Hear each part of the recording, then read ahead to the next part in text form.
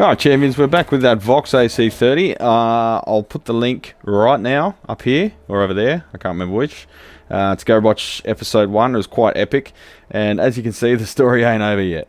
We've ripped everything down to the bare bones. There wasn't a lot that I was happy to send out in this amp as is, so we'll go over the details of the extra stuff I've found, and I don't have a lot of time to make videos at the moment, so we'll just we'll do a bunch of work and just give you an update on what we've done. So the connection between these two chassis relies on good grounding, and well, you know, how well do you think this is going to ground? You can see all the goo there. It's like, I don't know what it is, it's like hardened, just crusty schmoo.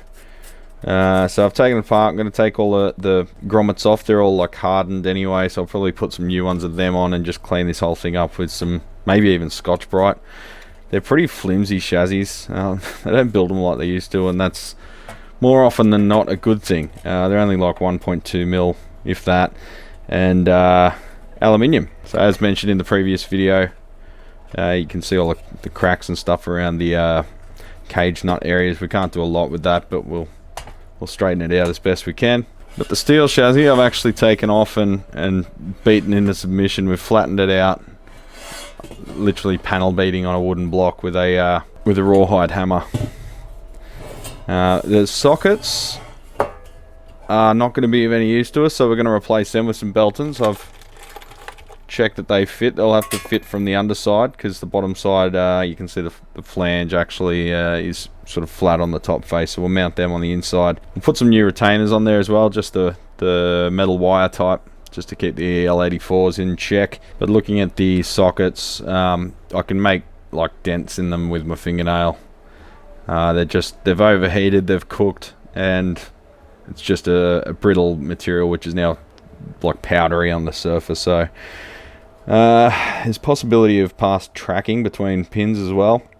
The whole outside surface of it seems kind of carbonized and got a weird sort of brown sootiness to it. So that was once we cleaned it up, and it was covered with whatever schmoo that it had on there before that was sort of hiding it. So now we've cleaned them up, we can see that they're not really viable anymore, unfortunately.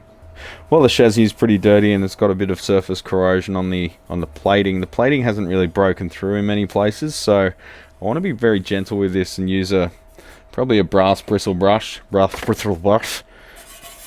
which doesn't score the finish. I don't really want to use Scotch-Brite or anything more aggressive than this, because I don't want to risk going through the plating anywhere and then exposing the base metal to future corrosion. So I'll do as best we can. It's not going to be super pretty, but you know, it hasn't been super pretty for a very long time, so we're going to make it as pretty as we can, but just functional and reliable.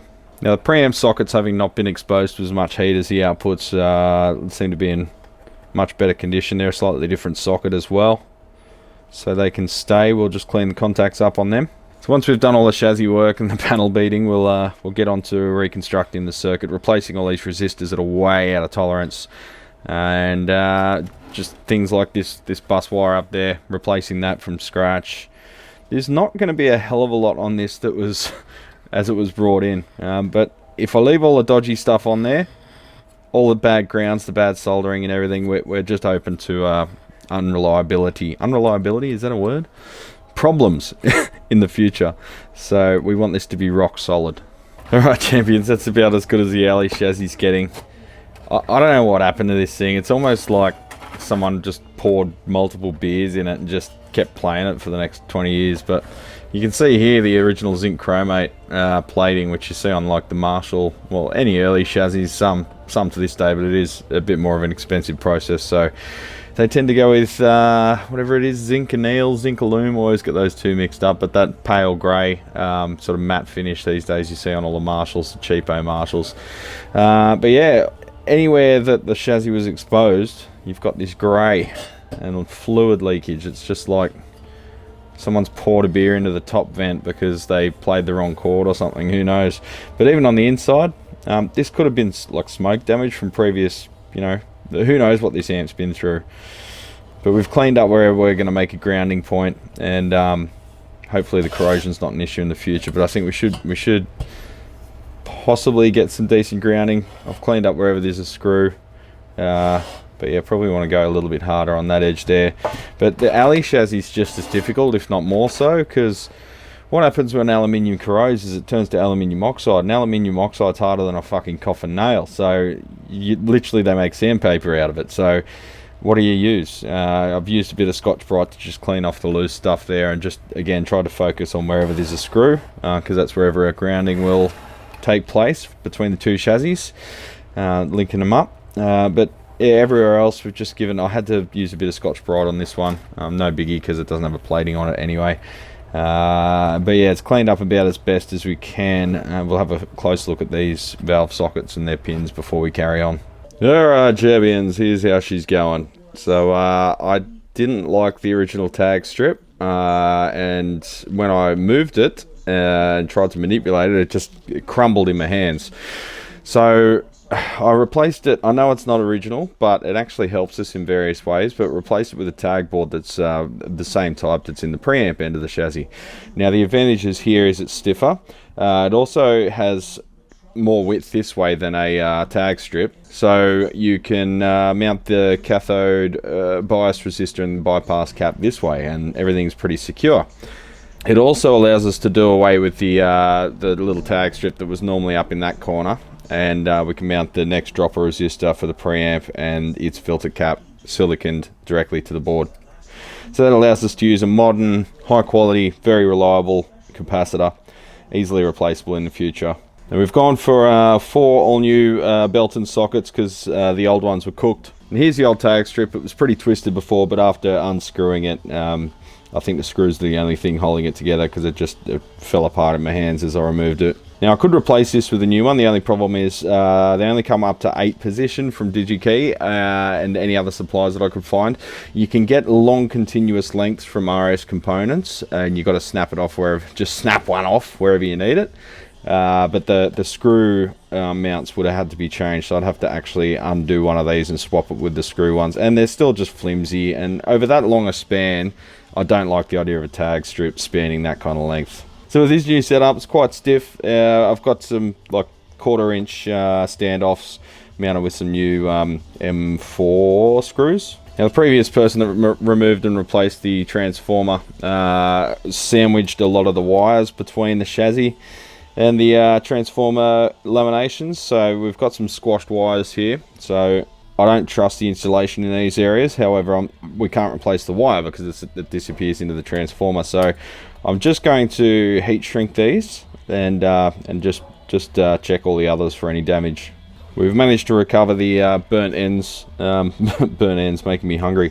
The burnt ends of the existing wires. Some of them I still need to strip back a little bit and see if we can recover it. There is a little bit of cable greening happening on some of these too, so a bit of a wash with some isopropyl before using the activated flux that allows it to actually break through that stuff and vaporize it essentially.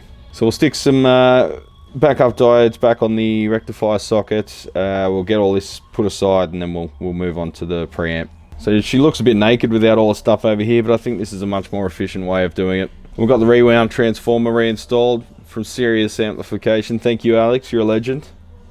As is often the case with these restoration jobs, it doesn't look like a lot of work, but man, this was almost a full day. Maybe I worked slow, but there was also cleaning the chassis and stuff as well, which took a bit of time.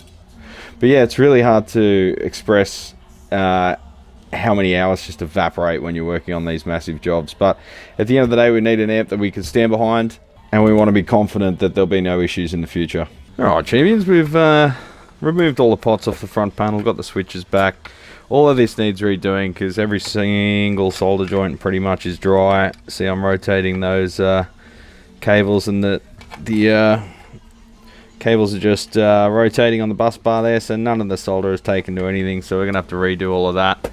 I think I touched on that in the first video, but we've managed to lift the boards, and you can just see all the detritus and stuff in the chassis down there. We're going to get in there and clean all that up. There's little snippings of leads and solder blobs from previous work. And then we're going to get the boards back into position, think of the best way to route everything and just really neatly arrange the cabling. Going to create a new bus bar across the front and reinstall all the pots. So wish me luck, break a leg and whatnot. Champions, I can't overstate how you have to go over every single connection with old amps like this. The restoration jobs, every single solder joint is suspect. Like, I was just moving this wire and noticed it was moving a bit too free and staying where I put it, and it looks like a good solder joint from the other side. From this side, the wire just pops out. So every single joint's got to get gone over, and we'll shove it back in there. But every single solder joint's got to get gone over, and either reflowed or all the solder removed, new solder reapplied. We are replacing a lot of the wiring with Teflon coated silver plated multi-strand wire, however, so a lot of this stiff single core stuff, you bend it once or twice and it snaps off. So I like to replace it with some Teflon. Also, the insulation jacket tends to melt and pull back a bit whenever you solder this stuff. You can see evidence from the previous tech there, having a bit of trouble and sort of boiling off the plastic on the end, which not only looks really ugly but compromises the strength of it, and it just stiffens the plastic to the point where it crumbles. So any wiring where there's significant rework required, we're gonna replace it with a piece of that Teflon jacketed stuff. The other challenging thing with vintage Vox repairs, which I think I touched on in the first video, but here's evidence. So these tags are very, very, very extremely delicate. They only sort of hold on by about half a mil either side of the central rivet, and they often snap off. Now this one was barely hanging on, just touching it made it fall off. So in this case, we'll probably run a new wire, one that's less stiff, over to where it would otherwise connect. But yeah, that can be pretty painful for other terminals where there's quite a few connections going to the one terminal. Alright, champions, so it's happened again. It happens every time. The more I look at an amplifier, the more I see the slime and the grime and the bad solder joints, and it just becomes evident. Oh, the drifted components too, like all of them, like pretty much all the resistors other than those that have already been replaced with some carbon films you can see down there.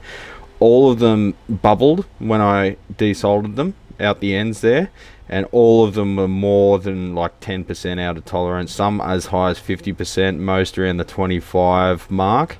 The caps I can test. I did discuss with some of my esteemed colleagues, and they reckon despite the cracks on them, on the outer casing, they still remain hermetically sealed. So I'll test them on the insulation tester, and then I'll charge them up, sit them on the bench, forget to discharge them, and then pick them up and give myself a shock like I do every time. But that will tell me that with no leakage, they're probably okay to use. For the sake of a couple of the electrodes there for the bypass caps, I'll replace them with some V-shows because they did get quite hot trying to desolder them to have access to the components underneath them.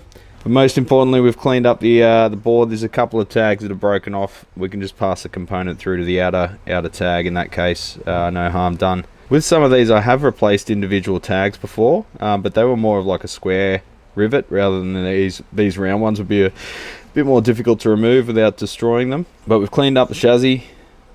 Yes, chassis.